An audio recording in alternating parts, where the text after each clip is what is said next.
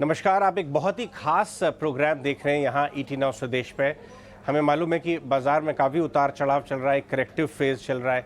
आपके मन में बहुत सारी ऐसी शंकाएं होंगी, ऐसे बहुत सारे सवाल आपके मन में आ रहे होंगे कि ये करेक्शन कब ख़त्म होगा, क्या वजहें हैं बाज़ार में इस प्रेशर की। तो हमने सोचा एक ऐसे पर्सन को लेके आते हैं जो 30 साल से इंडियन रिटेल इन्वेस्टर की हैंड होल्डिंग और मार्गदर्शन करते आए हैं अपने प्रीवियस अवतार में HDFC AMC के CIO के तौर पे, और अब अपना खुद का फर्म 3P कैपिटल चलाते हैं, PPP। प्रशांत जैन हमारे साथ जुड़ रहे हैं। इन्होंने अपनी फर्म का नाम कैसे रखा, सबसे पहले मैं ये जानना चाहूँगा। प्रशांत, शुक्रिया आज हमारे साथ बात करने के लिए। बट मैंने सुना है कि आपकी लाइफ और इन्वेस्टमेंट की फ़िलॉसफी आपकी कंपनी के नए फॉर्म में डिस्प्ले हो रही है। शुक्रिया मुझे बुलाने के लिए यहाँ पे अमित। और देखिए, ये 3P basically the 3P stand for prudence, patience and performance. And prudence मतलब कि एक हम खराब बिजनेस में इन्वेस्ट नहीं करें एंड गलत दाम पे भी इन्वेस्ट नहीं करें। इसके लिए हमको प्रूडेंस की आवश्यकता है।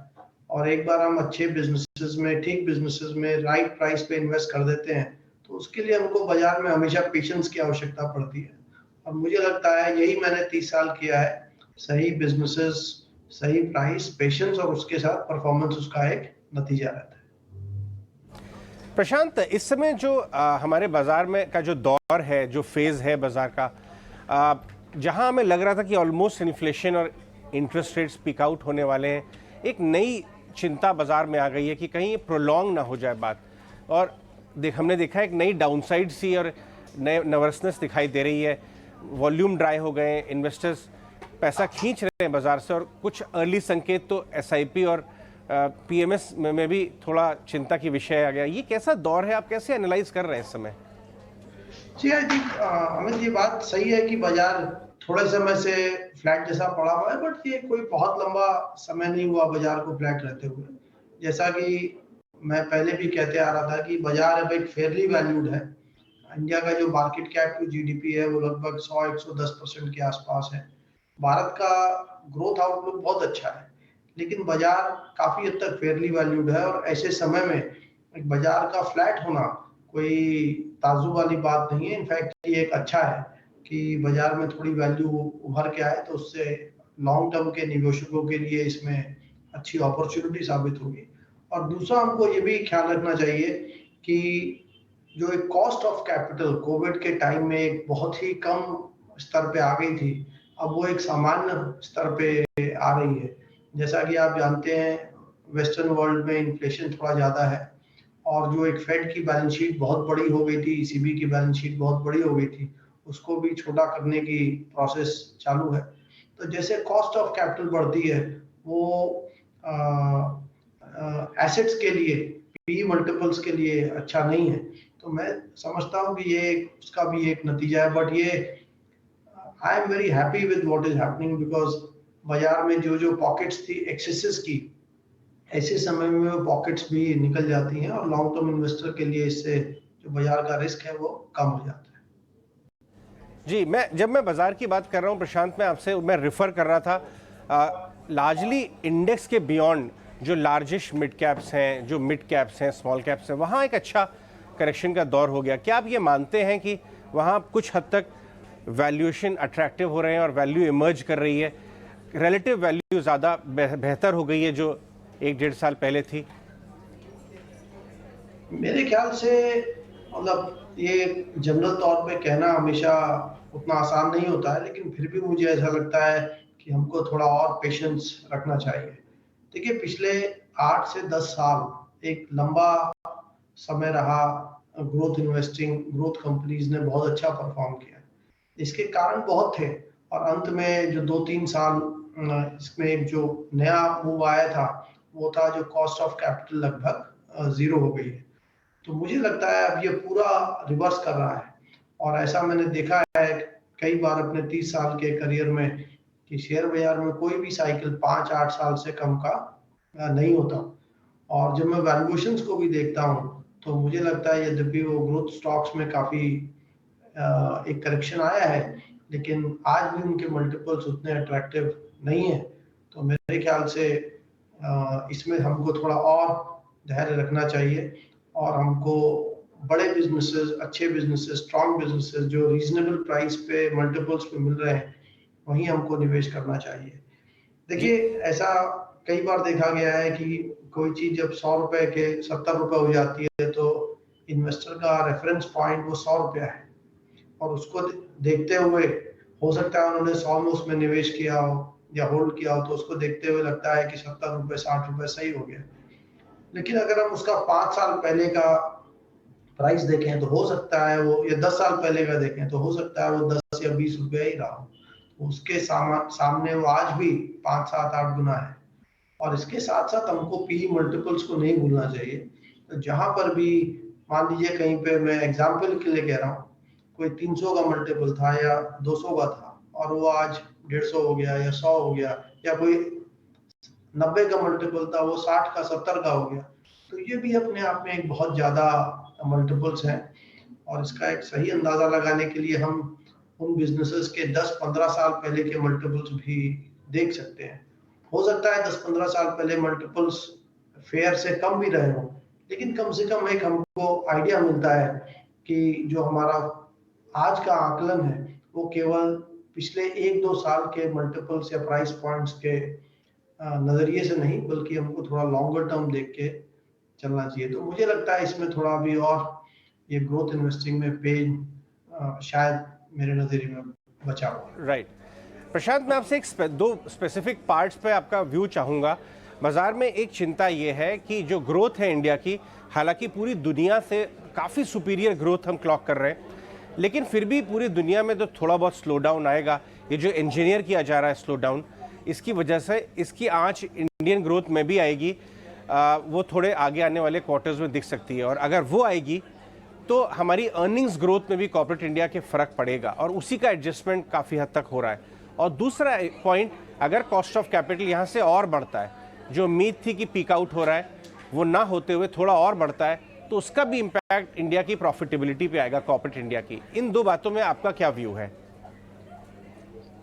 देखिए, मेरा ऐसा मानना है कि भारत के बाहर का अगर इकोनॉमी में स्लो डाउन होता है तो उसका हमारी अर्थव्यवस्था या हमारे प्रॉफिट्स पे कोई विशेष असर, प्रभाव नहीं पड़ता है। क्योंकि हमारा जो एक्सपोर्ट्स का कंपोनेंट है अपने जीडीपी का, वो काफी कम है आज भी। और भारत का जो ग्लोबल एक्सपोर्ट्स में मार्केट शेयर है वो इतना कम है कि जो बल्क ऑफ ग्रोथ है हमारे एक्सपोर्ट्स की, वो हमारे मार्केट शेयर गेन से आती है। उसका वर्ल्ड इकोनॉमी के 1% कम या ज्यादा बढ़ने से कोई विशेष प्रभाव नहीं पड़ता है। और दूसरी इसमें बात यह है कि अगर वर्ल्ड स्लो डाउन, देखिए इंडिया के लिए सबसे महत्वपूर्ण है कि ऑयल का प्राइसेस। तो अगर वर्ल्ड स्लो डाउन होता है और उसकी वजह से यदि कॉस्ट ऑफ कैपिटल या ऑयल का दाम कम होता है तो हमारे लिए फायदेमंद है, नुकसान नहीं है।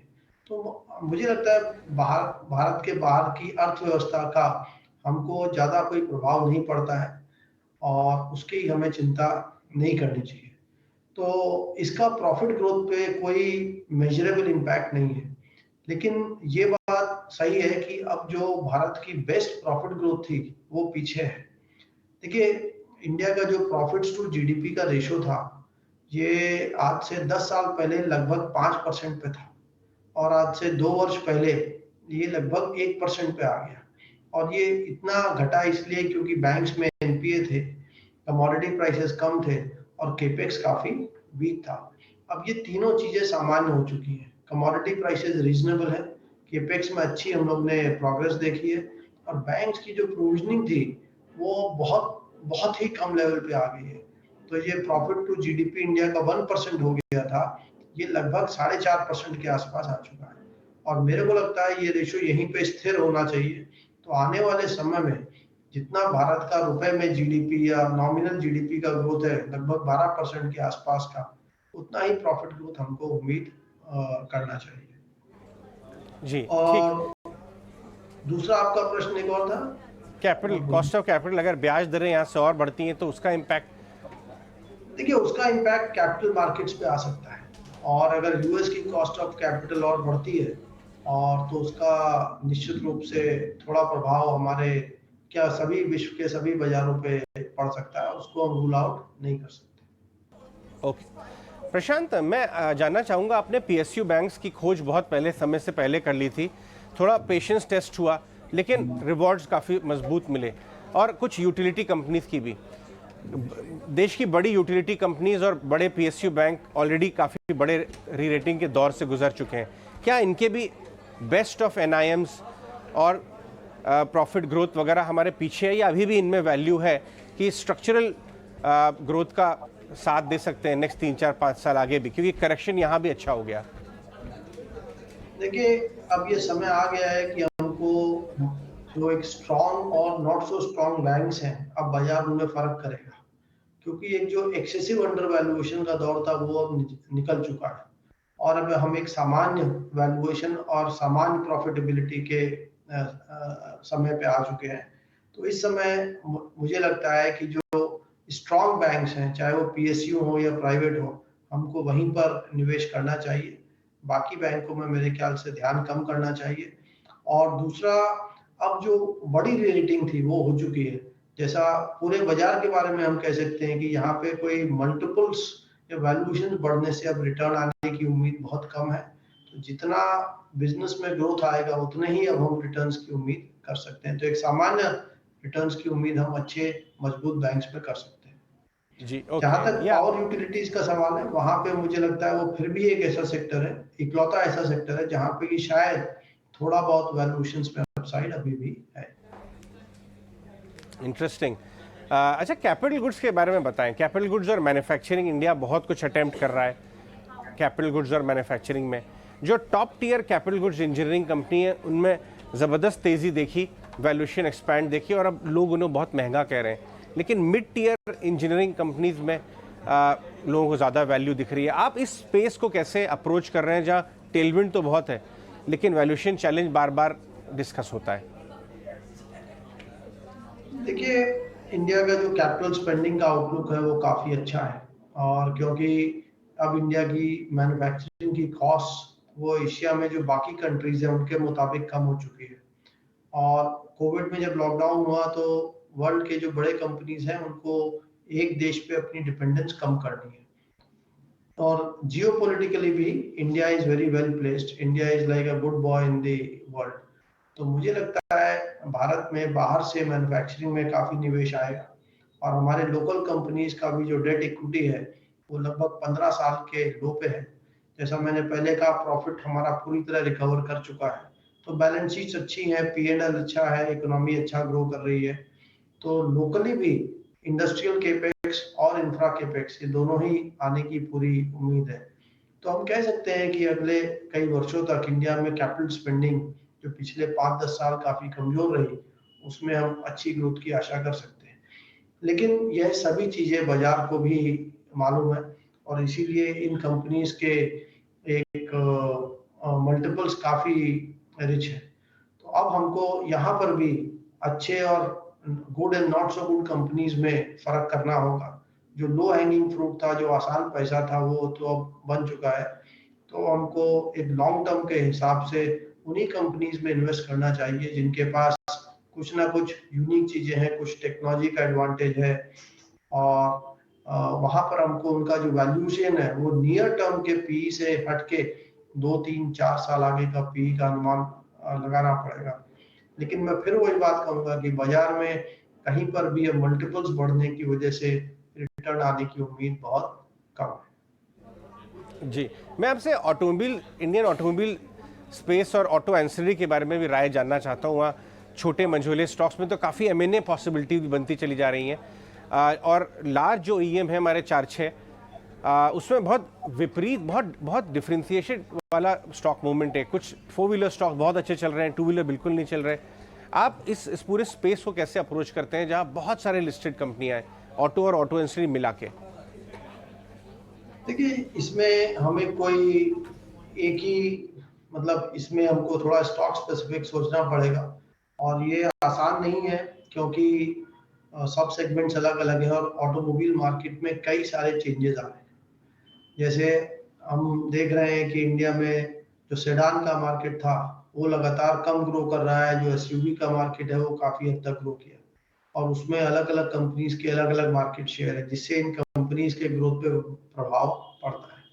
तो एक तरफ इस तरह से बाजार में मिक्स चेंज हो रहा है और दूसरी तरफ ईवीज का भी एक बहुत बड़ा एक्सपेक्टेशन है। इस पे दो राय हैं लोगों की कि कहीं पे कहते हैं जैसे सब्सिडी कम होगी तो ईवी का पेनिट्रेशन या जो ग्रोथ थी वो कम हो जाएगी, और दूसरा मत है कि नहीं, ईवीज की कॉस्ट इतनी कम हो जाएगी, कंज्यूमर प्रेफरेंस इतना अच्छा रहेगा कि ये एक ट्रेंड है जो कि समय के साथ साथ और मोमेंटम पकड़ेगा। और यदि ऐसा होता है तो हम लोग ने पहले देखा है कि जब भी किसी इंडस्ट्री में एक बड़ा बदलाव आता है, बड़ी टेक्नोलॉजी या नई प्रोडक्ट आती है, तो उससे उस कंपनी के जो मार्केट शेयर का पूल है, जो प्रॉफिट का पूल है, उसमें भी काफी चेंजेस आ जाते हैं।